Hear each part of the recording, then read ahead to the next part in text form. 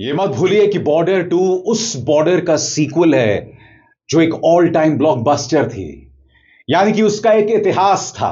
वो उस महान फिल्म की उत्तराधिकारी थी और उसे उस पैमाने पर खरा उतरना है। क्या कहूं मैं बॉर्डर 2 के बारे में? बॉर्डर 2 एक ऐसी फिल्म है जो आपको सरप्राइज कर देती है। बॉर्डर 2 एक ऐसी फिल्म है जो एक साहसी फिल्म है, एक करेजियस फिल्म है, और मैं आपको बतलाने जा रहा हूं क्यों। हेलो, वेलकम, खुशामदीद, नमस्कार। आप देख रहे हैं एक ऐसा शो जिसका नाम है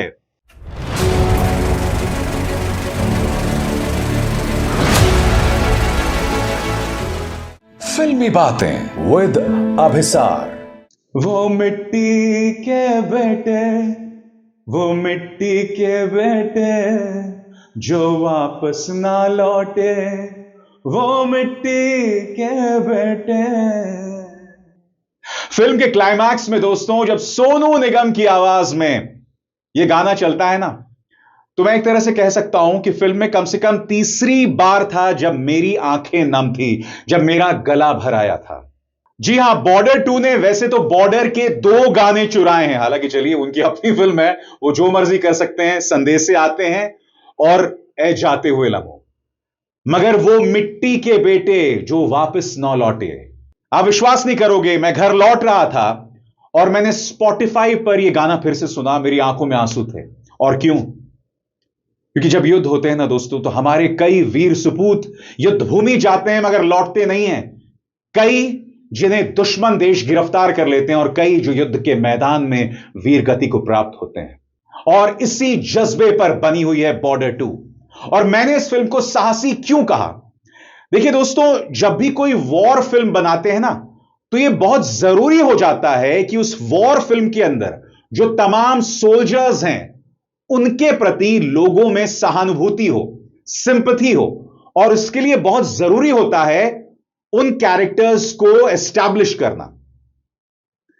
बॉर्डर पार्ट 2 के फर्स्ट हाफ में ये जितने भी कैरेक्टर्स हैं, आहान शेट्टी, दिलजीत दोसांझ, वरुण धवन, सनी पाजी, इन सबको एस्टैब्लिश किया जाता है। उनकी कहानियां, उनकी लव स्टोरीज, उनकी मां के साथ उनकी कहानी, उनके बेटे के साथ जो उनका रिश्ता था, ये तमाम चीजों को एस्टैब्लिश करता है। मगर जब ये सब हो रहा होता है, तब आप बोरियत महसूस नहीं करते हैं। क्योंकि देखिए, आप क्यों आए फिल्म देखने?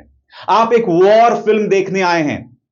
3 घंटे 20 मिनट लंबी एक वॉर फिल्म। जी हां, बॉर्डर 1 से भी बड़ी है बॉर्डर 2। तो मुझे लगा कि भैया 3 घंटे 20 मिनट की फिल्म है, लोग बोर हो जाएंगे। और जैसे मैंने कहा, फर्स्ट हाफ में बहुत ज्यादा वॉर सीक्वेंसेस नहीं है।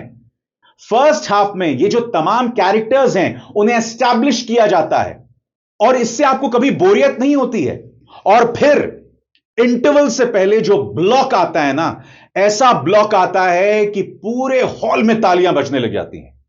और यह इस फिल्म की जीत है। मगर एक बात मैं स्पष्ट कर दूं, इस फिल्म की कमजोरी इसके एक्टर्स भी हैं। मैं आपको बताता हूं क्यों, और मैं क्यों कमजोरी कह रहा हूं। क्योंकि देखिए, जब बॉर्डर 1 आई थी, तो बॉर्डर 1 में न सिर्फ शानदार एक्टर्स थे, सनी देओल, अक्षय खन्ना, सुनील शेट्टी, जैकी श्रॉफ, मगर कई और जो छोटे छोटे कैरेक्टर्स थे। पुनीत सर का कैरेक्टर, फिर वो जो खानसामी का कैरेक्टर कुलभूषण खरबंडा का था, या मथुरा दास का कैरेक्टर सुदेश बेरी का, ये भी बहुत सॉलिड कैरेक्टर्स थे। बॉर्डर 2 में अगर आप एक्टर्स की बात करें, तो सनी पाजी तो खैर सनी पाजी हैं। उनके अलावा सिर्फ दिलजीत दोसांझ इंप्रेस करते हैं। वरुण धवन इज ओके, मतलब मैं नहीं कहता हूं बहुत ही बेकार हैं, जैसे कुली में उनका किरदार था। आहान शेट्टी कोई बहुत ज्यादा इंपैक्ट नहीं छोड़ते हैं, हीरोइंस का बहुत ज्यादा असर नहीं है। बावजूद इसके कि ये एक्टर्स ने बहुत अच्छा काम नहीं किया, बावजूद इसके फिल्म से आपकी नजर नहीं हटती। और जब फिल्म इंटरवल की तरफ बढ़ती है, तो एक ऐसा धमाका होता है कि आप इंटरवल के दौरान अपनी सीट नहीं छोड़ना चाहते हैं। और उसके बाद शुरू होते हैं वॉर सीक्वेंसेस, प्लानिंग। सबसे दिलचस्प बात यह है कि इसमें जो 4 हीरोज हैं ना, वो अलग अलग मोर्चों पर लड़ रहे हैं। आहान शेट्टी जो हैं, वो एक नेवल ऑफिसर हैं। वो अपनी सबमरीन को बचा रहे होते हैं, पाकिस्तान को रोक रहे होते हैं कि कहीं वो हमारे मैरीटाइम वाटर्स में प्रवेश ना कर जाएं। जहां तक दिलजीत दोसांझ है, वो एक फाइटर पायलट है।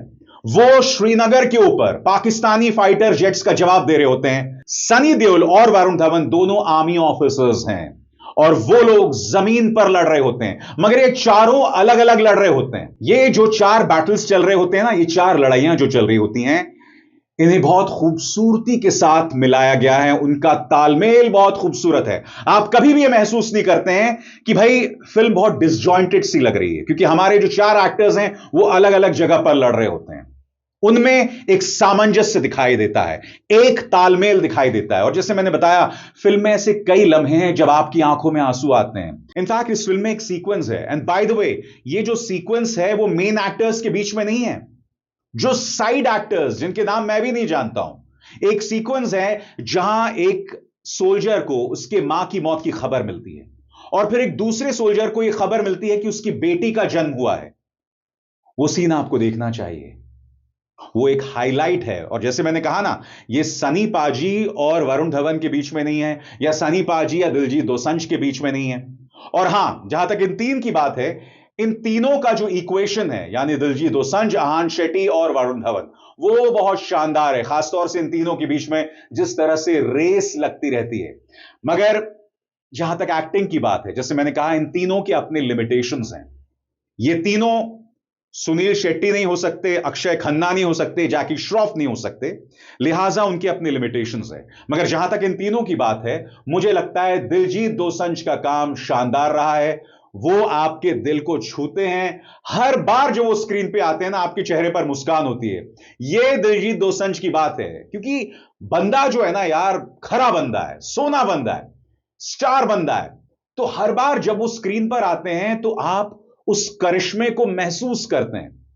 उन्होंने कोई बहुत शानदार एक्टिंग नहीं की है। Diljit Dosanjh is not a great actor, but he is a fantastic performer. और यह खास बात रही है उनकी एक्टिंग की बॉर्डर पार्ट 2 में। और जहां तक वॉर सीक्वेंसेस की बात है, सेकेंड हाफ पूरी तरह से वॉर सीक्वेंसेस से घिरा हुआ है। और जिन लोगों ने पार्ट 1 देखी होगी, आपको याद होगा पार्ट 1 में जो पाकिस्तानी टैंक्स थे वो सब कार्डबोर्ड के बने हुए थे। जब धमाके में उड़ा दिए जाते हैं तो आप देखकर यह महसूस कर रहे होते हैं कि भैया ये तो कार्डबोर्ड है। मगर वो फिल्म आई थी 1997 में। ये फिल्म कब आई है? ये आई है 2026 में। दोनों के बीच में करीब 30 साल का फर्क है। तो टेक्नोलॉजी तो एडवांस होगी ही, मगर जो वॉर सीक्वेंसेस हैं वो लगातार चलते हैं और आपको बांधे रखते हैं। इसलिए जिसने भी इसे कोरियोग्राफ किया है, हैट्स ऑफ, शानदार। क्योंकि आपको याद होगा दोस्तों, हाल ही में फरहान अख्तर की 120 बहादुर आई थी। वो भी एक वॉर फिल्म थी, मगर वो फिल्म आपको बांध नहीं पाई। खासतौर से उसकी जो तमाम बैक स्टोरीज थी तमाम सोल्जर्स की, उसके डायलॉग्स भी ऐसे नहीं थे कि आपको एंगेज कर पाते। मैं ये नहीं कहता हूं इस फिल्म के अंदर बहुत शानदार डायलॉग्स हैं, नहीं, मगर जो बैक स्टोरीज थी, इन तमाम एक्टर्स ने अपनी सिंसेरिटी के जरिए, अपनी ईमानदारी के जरिए अपनी मौजूदगी दर्ज की है। और यही वजह है कि बॉर्डर 2 इंपैक्ट करती है। अब वो बड़ा सवाल, बॉर्डर 2 बॉर्डर 1 के मुकाबले कैसी है? दोस्तों, इसमें दो राय नहीं है कि बॉर्डर 1 में जो सबसे बड़ी बात थी वो थे उसके एक्टर्स, उनका इंपैक्ट। मगर जैसे मैंने कहा ना, बॉर्डर 2 रिलीज हो रही है बॉर्डर 1 की छत्र छाया में। वो चैलेंज था। और उसके बावजूद अगर इस पूरी फिल्म में, जो कि 3 घंटे से बड़ी है, आपका ध्यान बहुत ज्यादा स्क्रीन से नहीं हटता है, तो यह इस फिल्म की जीत है। और मुझे इस बात में थोड़ा सा भी शक नहीं है कि यह फिल्म बॉक्स ऑफिस पर अपना इंपैक्ट करेगी।